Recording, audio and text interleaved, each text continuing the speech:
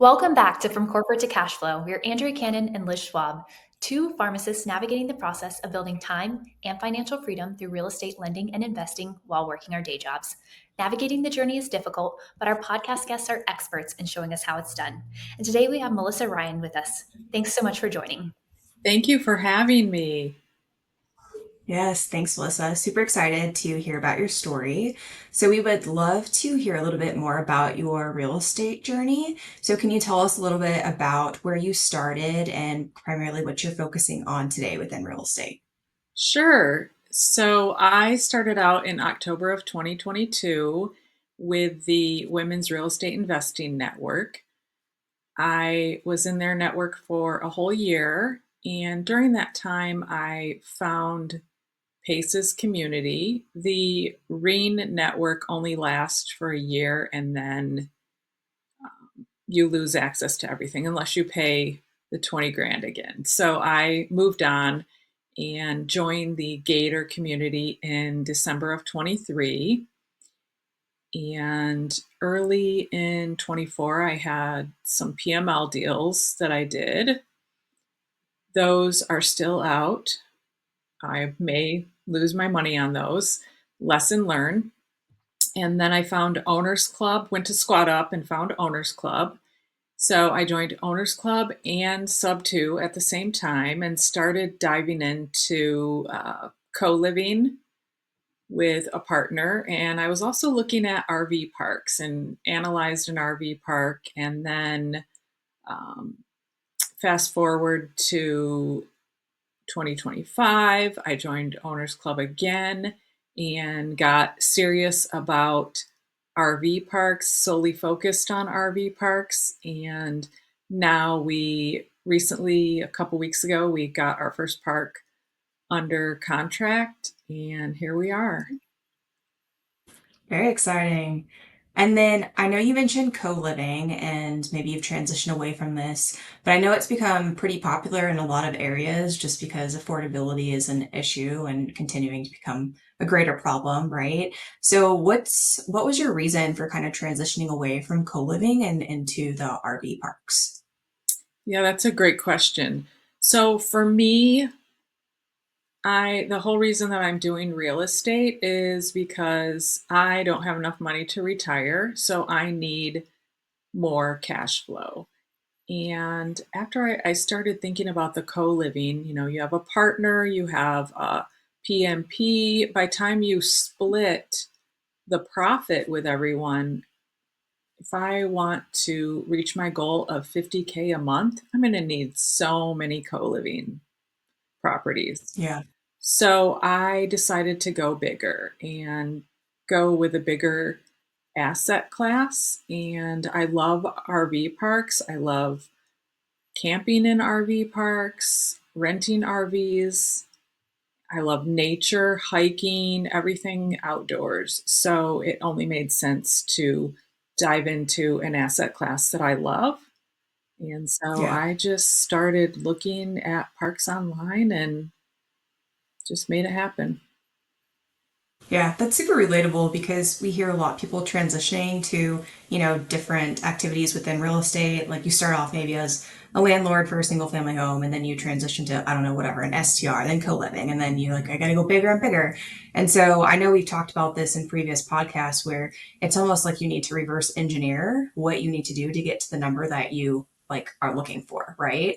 And so at what point were you like, wait a second, like because I know that you have a W-2 currently, and you had mentioned that you're trying to supplement with real estate, right? So where along that pathway were you like, wait, maybe I need to reassess what I'm doing to get this cash flow to replace my W-2?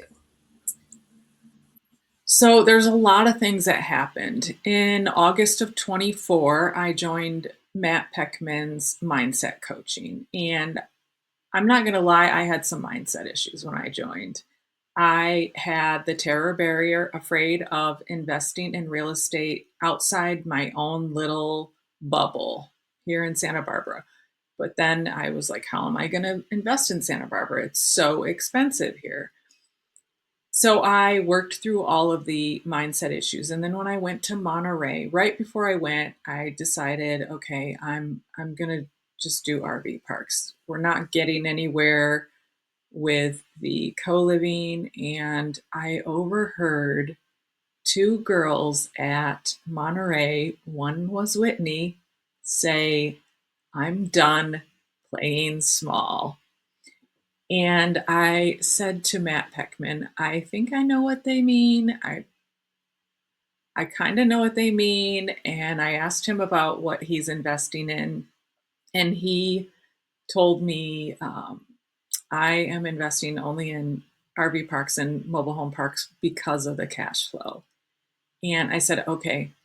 And I think it was a Sunday. And so the next day is when Pace posted this video that said, there's over 14,000 RV parks in the US, and I only own 4. If you buy one RV park, it'll get you out of your W 2. And I Mhm. said, he is talking to me. Yeah. Yeah. That's crazy how things align, right? That's one of the cooler stories I've heard with things just, you hear someone talking about it and you had already decided like, hey, I need maybe something different. And then for Pace to post that, I mean, wow, that's definitely a sign to me. So that's great. And I was wondering, and it's okay if you can't, but are you able to share more details about the RV park that you do have under contract? Yeah, sure. We presented it at Dealmaker Friday. We haven't given the name, but people are kind of figuring it out. And then we did our first fractional call last night, and we're holding a second one on Thursday. And so the park it's amazing. It's an RV resort campground. It's located in Tennessee, an hour from Knoxville and an hour and a half from Nashville. It is 35 acres.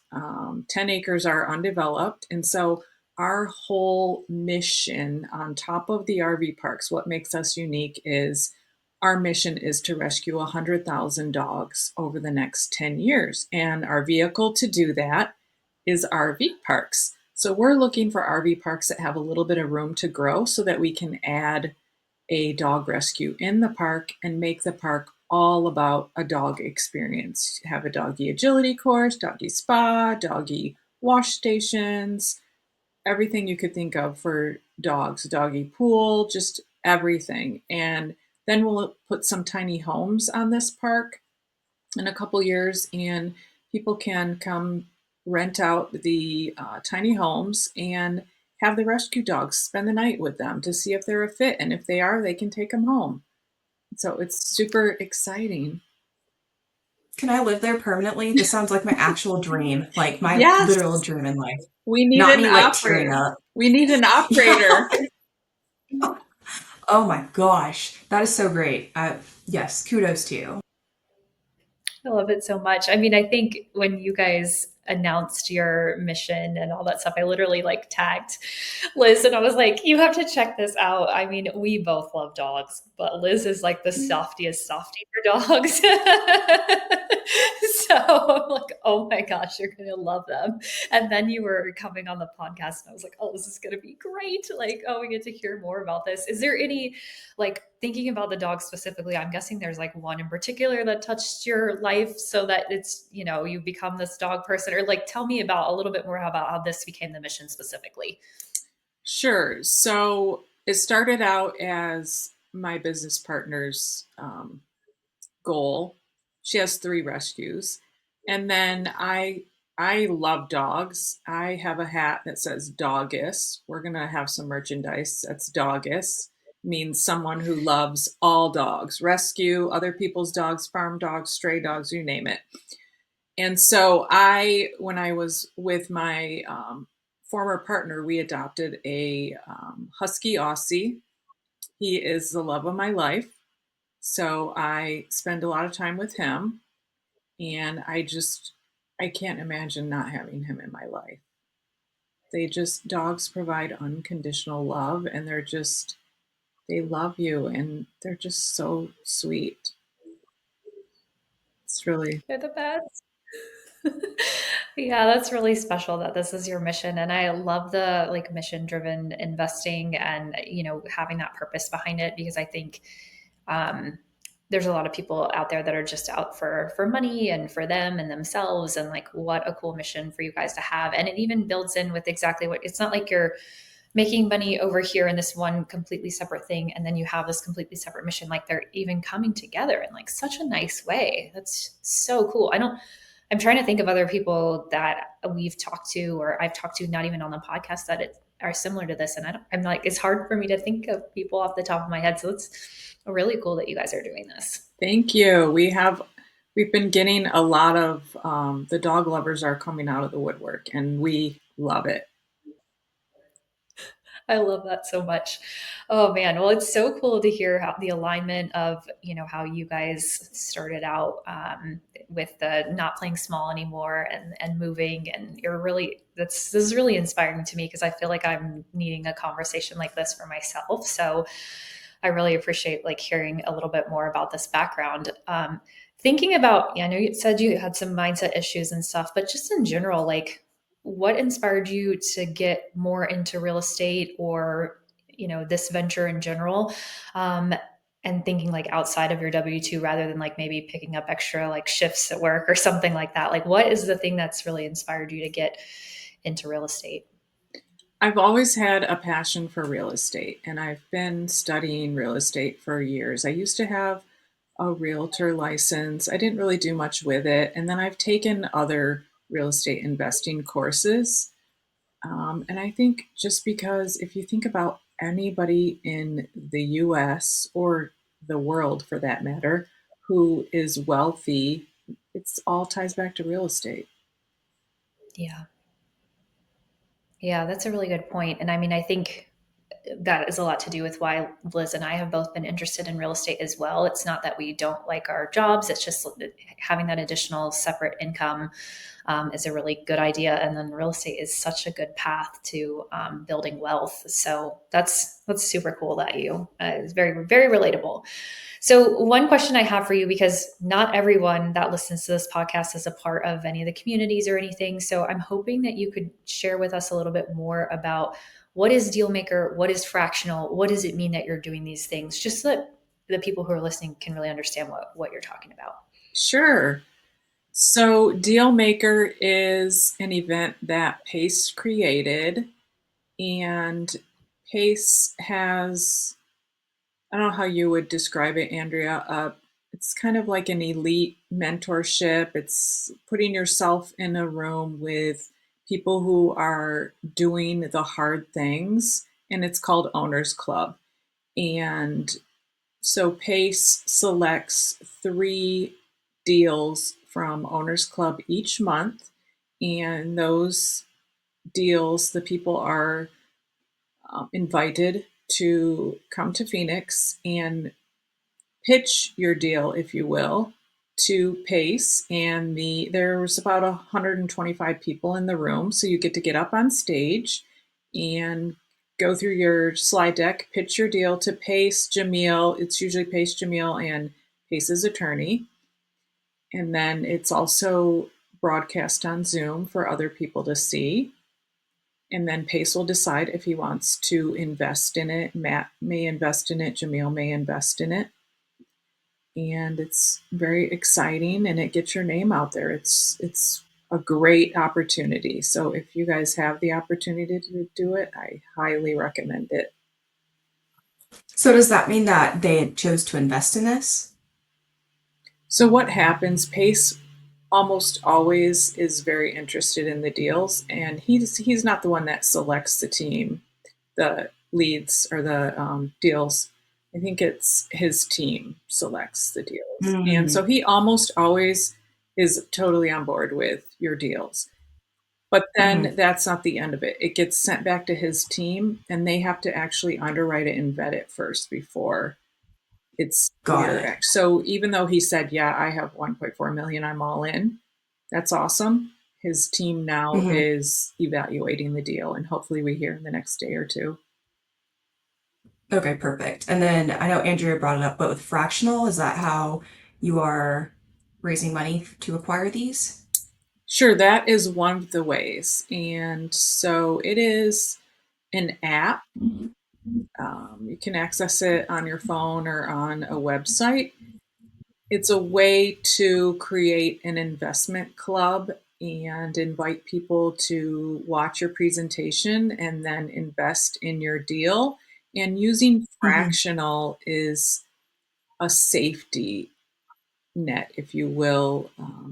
Stella Hahn and her team have created this, and they help you make sure that you're following the SEC guidelines so that you don't get arrested for It's always good. Yeah. having people invest in your project and not handling the money properly. So for our Yeah. first deal, we decided we need to go use fractional. Yeah. No, definitely makes sense. And then can you walk me through the like maybe thought process of why RV parks over maybe like mobile RV? Oh, not RVs, mobile parks, mobile homes, whatever you'd like to call it. Sure. With RV parks, you don't really have the tenant headache. You're basically renting dirt. Similar with mobile home parks, I've just really been into RV parks, and I don't know, I'm just not drawn to the mobile home parks. You've Yeah. got a lot And of kind of tenants, I guess. They're renting the lot from you, so you more on the tenant side. yeah, I just asked because we hear, just so many various reasons like, oh, I met this person, that's what they're doing, so that's what I did. Or maybe, like you said, like I was drawn to a certain area, like you just have, excuse me, that internal desire for whatever reason. And then some people are just like more numbers based, like, well, this just makes way more sense over this. So I'm always just curious to hear everyone's, thoughts, but it definitely sounds like things will have aligned for you for a certain reason for the RV park thing. Definitely. I Yes. also wanted to see in your journey, is there anything that you've learned throughout your way that you wish you would have known when you first started in real estate? Oh, yeah, that you can invest without having any money. If I would have known that at the age of 18, can you imagine? Yeah, hindsight's 2020, right? Yeah. And And what mindset. about, I would have I would have had a mindset coach a long time ago. yeah. I know you mentioned some of it earlier, but what do you think was your biggest mindset barrier? Limiting beliefs. So not I just always had a reason why I can't, or I can only go this far, you know. Um it's yeah, it's crazy. There's just so many. How will I find the money? So I have learned to focus on the task right now. So while I'm trying to get a park under contract, I'm not even going to think about or worry about how I'm going to fund it. That is down the road. It's similar to Neville Goddard. I listen to a lot of Neville Goddard. He has this explanation where he says, when you are driving down the road at night, your headlights only illuminate the road in front of you, but you're not worried about where the rest of the road is or how you're going to get to where you're going. You know that the headlights will illuminate the path as you go. And so I have to just think of it that way. The next steps will be uncovered and uncovered and uncovered, and it'll all happen. I like that a lot. It's funny because we were talking about limiting beliefs, and I know I have one around RV parks, and so I want to hear a little bit more about how you're overcoming this one in particular. But it's interesting because I'm immediately like, I'm feeling myself get limited by you saying that. I'm like, yeah, but what about? And then I'm like, Andrea, that's limiting. So I really appreciate you talking about this. So the one I wanted to ask you more about is you mentioned you need an operator, and that's the number one reason why I haven't gone into one of these bigger assets is because I feel like there's just so much hands-on that's needed, and the right operator can definitely make or break you. I mean, this investment could be the best deal in the entire world, but with the wrong operator, it could turn out terrible. And so, like, that's my number one concern of moving bigger myself. And so I'm curious, like, I know it sounds like you still need an operator, but how are you guys going about finding that person? And like, vetting that person, and is it somebody who can be an operator for like multiple parks, or are you finding somebody that's like local there? Just like help me get over this limiting belief for myself. Sure. So one thing, because this is our first park, we are heavily, heavily, heavily listening to our mentors. We have Michelle Bassan. She purchased 6 parks in 18 months. Brenda Emmerich, her TC, is helping us because she has done RV parks before. Matt Peckman, mindset, and he's underwrote RV parks, and then Casey Savage. So we tap into all of those. We go to the office hours for all of them. We ask questions. And so we are not doing this on our own. We met this lady. This is how everything magically unfolds for us because we're both in the mindset coaching. Um, we are attractors. And we met this lady at the campground marketplace where I found the park, and she owns several RV parks and she's a consultant. So, guess what? We are hiring her to help us hire and manager for the park because right now there's 5 owners and they all have been running the park. So we are working with her. We already started working with her on doing our due diligence. She's going to be with us through the closing of the park, and then we're going to keep her on staff as needed to get the park up and launched. And she has some amazing ideas. So we're really excited to work with her. But we ask questions from the SMEs. Yeah, that's awesome that you guys have connected. I mean, I think it's nice because when you start down the path, it kind of like you said with the headlights, but the right pieces like fall into place. And, I never am going to meet that person because I'm not out there taking the action to go get myself an RV park. Right. And so I think that you can see how that is lining up nicely for you guys. So I'm super, super excited. So I don't know the full process of the due diligence for these parks. So when do you sort of estimate that you guys will close? Like, I don't even know if there's a way to estimate this or not. Like, is it going to be in the next week or two? Is it going to be in the next month or two? Is it going to be in the first half of the year? Like, I don't even know. So our mentor said you need to give yourself 60 to 90 days for due diligence because it's your first park. Normally you would do 60 days once you get going. And by the way, we are buying 3 parks a year for the next 5 years. And so our closing is set for January 30th. Now, if Pace funds the deal, I think he wants to close by the end of the year. So we'll just see what happens with that. But we're already working on the due diligence and getting all the documents, setting up inspections, and learning so much already. No, that's awesome. That's really cool that you guys are already rocking and rolling. And oh my gosh, you might own it by the end of the year. So we'll be looking out to see how that shapes itself out with pace versus the fractional versus other things. But thinking about your RV park journey and really journey into really diving deep into real estate, especially with the RV parks. Want to hear a little bit more if there's been any habits or routines you've developed to help you stay focused on your goals, especially when you're balancing a W-2.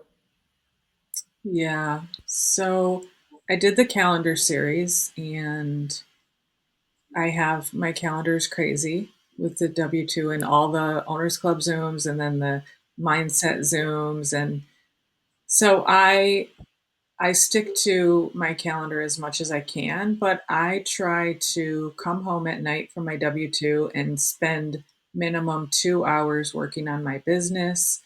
I make sure that I prioritize what needs to be done.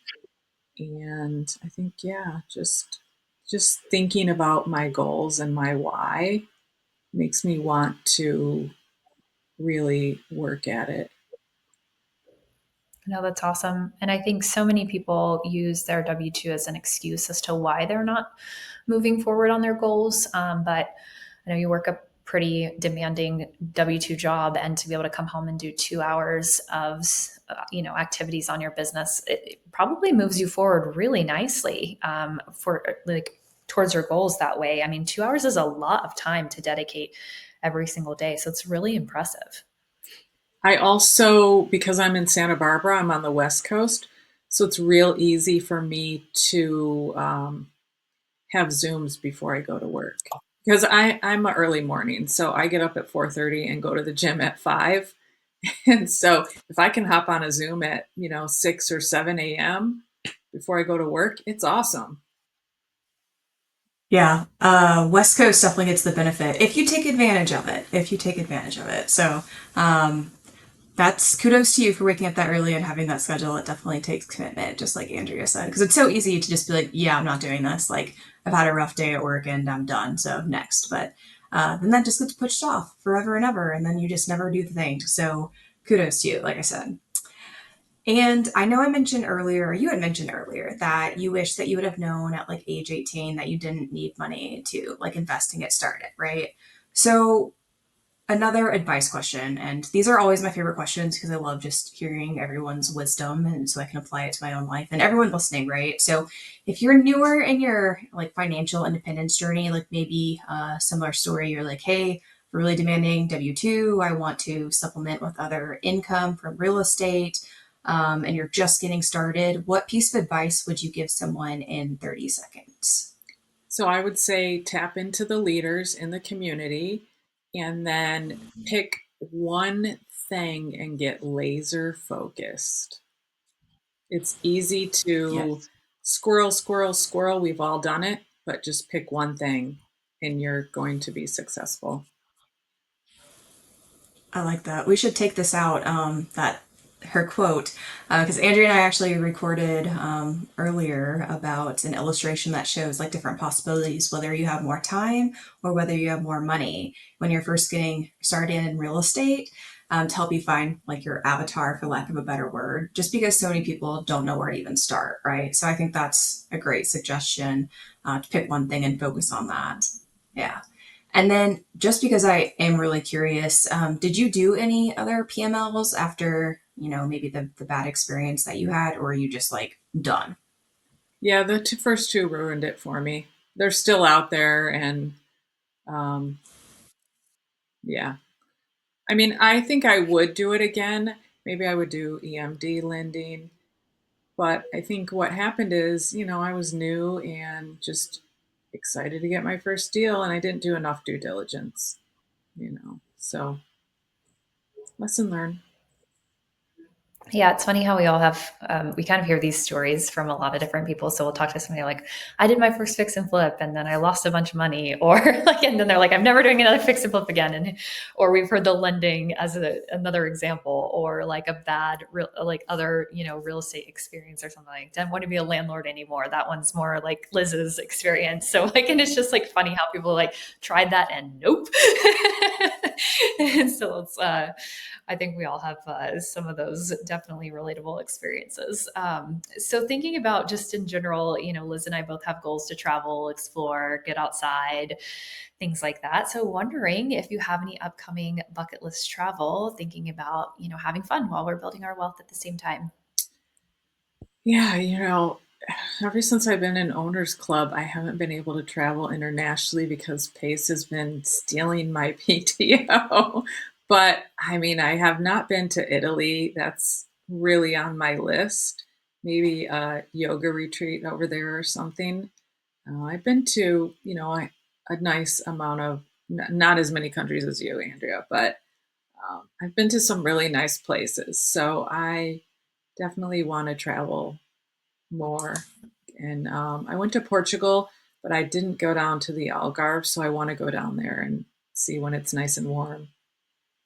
Yeah, Yeah. every time someone answers this question, like 99% of the time, like, oh, Andrea just went there. You should talk to Andrea. And so I'm sure she'd be a great resource if you would like to chat about any of the above. Yeah.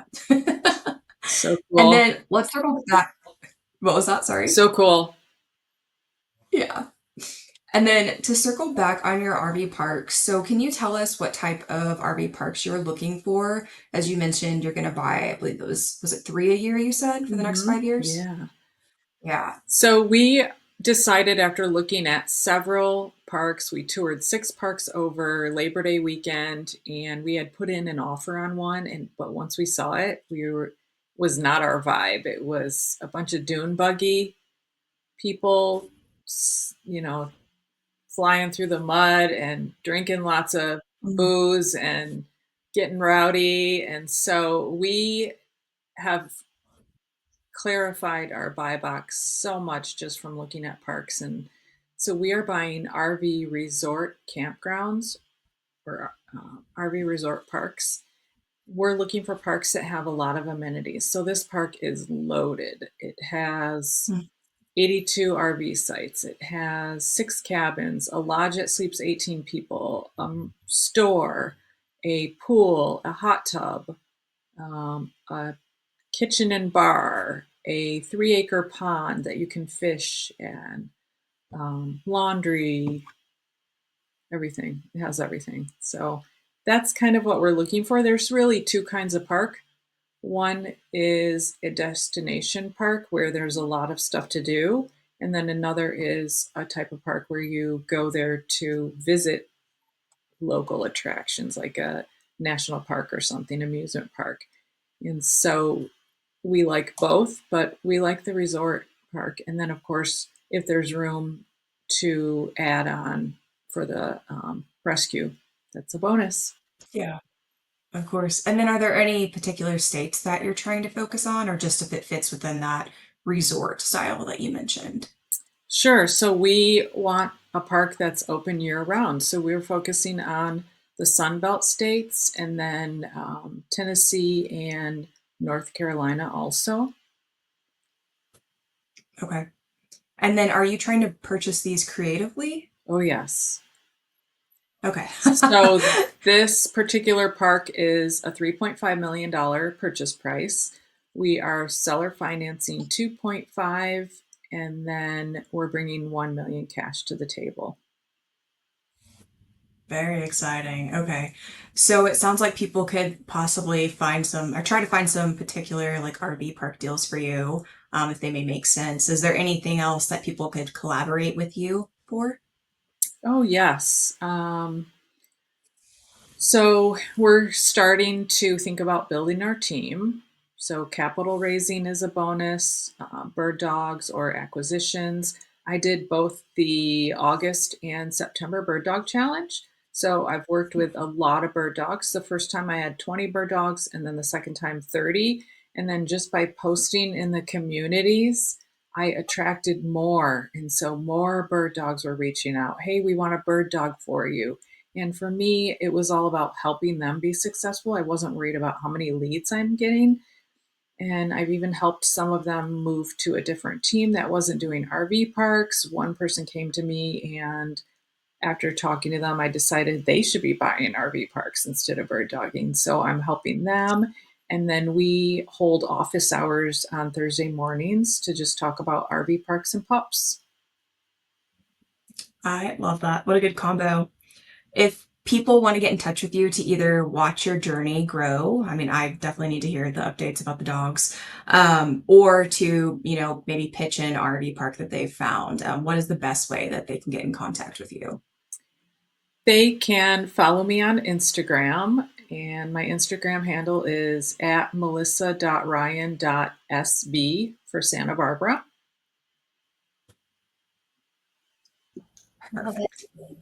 Love it. Awesome. Well, thank you so much for joining us today. I learned so much from you, and I think from the mindset perspective, it's been super helpful for me. I know a goal of mine is to do something bigger. I had a chat with one of the owners club, like back end people, and he was like, "So what's one way that you would just define that owners club has been successful?" And I was like, well, the big one is that I get involved in a much bigger deal than anything that I'm currently doing. And I'm like, I just don't know that I'm there yet. So, I mean, and I just had this conversation yesterday. So this is resonating so well for me. And I'm sure it's resonating really well for everyone else as well. So we really appreciate having you on. Thank you for having me. I appreciate it. You guys are awesome. Oh, thanks so much. And so, everyone else, thank you so much for joining us. Hey, it's Andrea. Thanks so much for listening to this episode. If you liked it, I'd love it if you hit subscribe. Thanks so much.